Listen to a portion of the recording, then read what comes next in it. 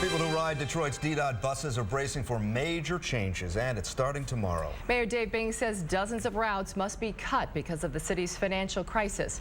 Fox 2's Robin Schwartz met some of the people facing the end of the line. You can measure the pulse of the city by the rhythm of DDOT. Tell them to let you off at I-75, far side. As dawn breaks, buses roll. And the journey begins. Get on the bus at 7:15 and make it to school at 7:45. Actually, I'm a truck driver. I'm on my way to work. I have to be there at 8 o'clock. Every morning is a guy that works at the produce plant up there on Trumley and East Grand Boulevard. He gets on just about every morning. Bus driver Tony Wilkes knows their stories. That guy that just got off, he's been getting on for several years.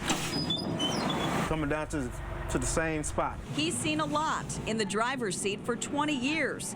His current route is the number 20 Grand Belt line from Jefferson and Helen to Michigan and Wyoming, a route that dates back to the 1920s. But in a matter of days, it will stop running. The city says it simply can't afford it.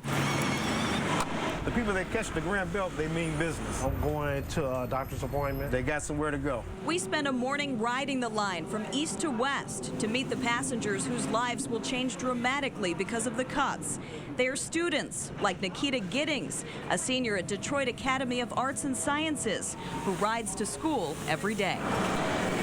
I would like to either be a teacher or I'm starting to like forensics because I have the class, or a singer and possibly a novelist. Trucker James Smith, another regular, has a 45-minute ride to work and home. Like I said, I've been on this line for, on and off for 5 years, and I always got to work on time. The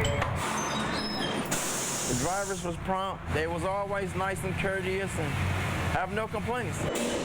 Then there was 49-year-old Robert Brown. Still here striving because I'm a soul survivor. A former chef at KFC. I cannot give out the Colonel's secret recipe chicken. I gotta die with that. He's currently out of work, but he rides to get around town and visit his mom. It's convenient for me to catch this bus because it'll take me right to Belle Isle, East Jefferson, and I'll be right there at her home. Brown has been taking this bus since he was just 9 years old, riding through the heart of the city past glorious relics like the old Packard plant gives him pause to reflect. We keep cutting things and closing things, we ain't gonna have nothing. You know, our city is starting to be abandoned.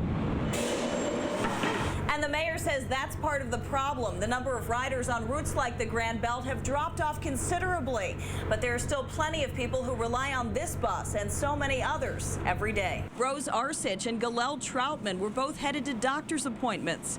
Both were in disbelief to hear the Grand Belt is shutting down. What you gonna do? I mean, if you gotta go to work, you still have to go to work. You can't stop living. Oh, no. I'm so upset about it. Is there any way to prevent the line from being shut down? Nothing we can do, huh?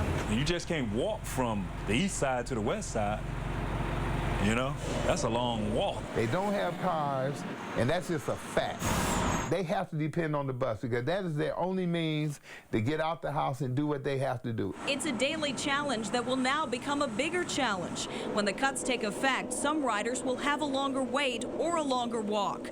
Some will have to change buses 2 to 3 times. Well, I'm gonna have to get on Claremont, then after I get off, get on the Tireman. I have no choice, yeah.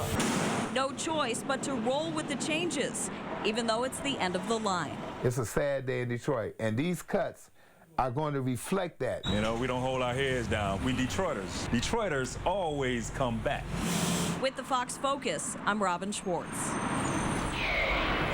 A former Fox 2 employee who's now running for city council has also run into a bit